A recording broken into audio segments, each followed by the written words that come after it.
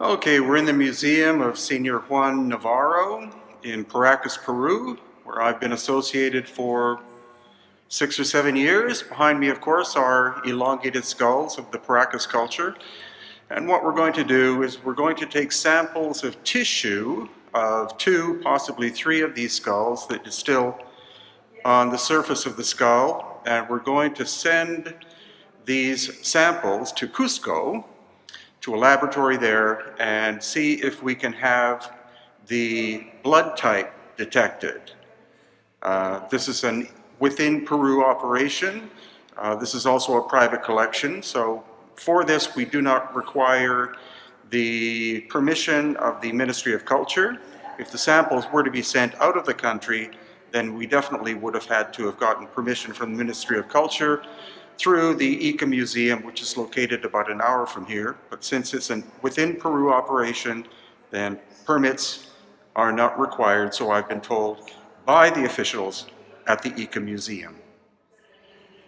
Okay, here we have our first example. This elongated skull is from the Chongos Cemetery, which is where all of the largest elongated skulls in the world have been found. So this could have been a male or female, not quite sure. You'll notice the dark reddish hair, which is characteristic of the Royal Paracas people. And so now we have our small sample, sample A. And now we have example B.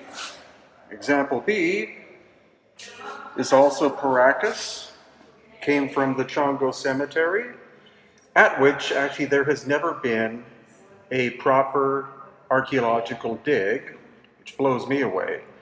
But again, you can see the dark red hair, which is indicative of the Royal Paracas people. And here we have the small tissue samples here, B. Thanks to American author Will Hart, I've been able to get hold of blood type samples or results from 10 Paracas mummies, all who died at least 2,000 years ago. And the results of those 10 mummies are quite shocking. Supposedly a paper was published with these results, but then was later destroyed because the results don't fit in with conventional archaeology. Prior to the contact of the Europeans, as in the Spanish, here on the coast of Peru, maybe around 1600 AD, all native people prior to that time, from Mexico south to Patagonia, all had one thing in common. They were all blood type O. And that reflected their heritage of their ancestors crossing the Bering Land Bridge.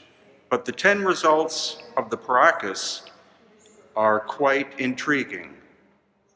According to these 10 results of the 10 Paracas mummies, 43% were blood type O, 28.5% were blood type A, 7.1% blood type B, and an astonishing 21.4% blood type AB. AB is the rarest blood type in the world, and only 3% of the modern population have that blood type. So what we're clearly looking at, as well as the DNA results, which will be coming out shortly, are that the Paracas clearly were not, 2,000 years ago, 100% Native American people, and therefore it's likely that only part of their ancestry came from those who crossed the Bering Land Bridge.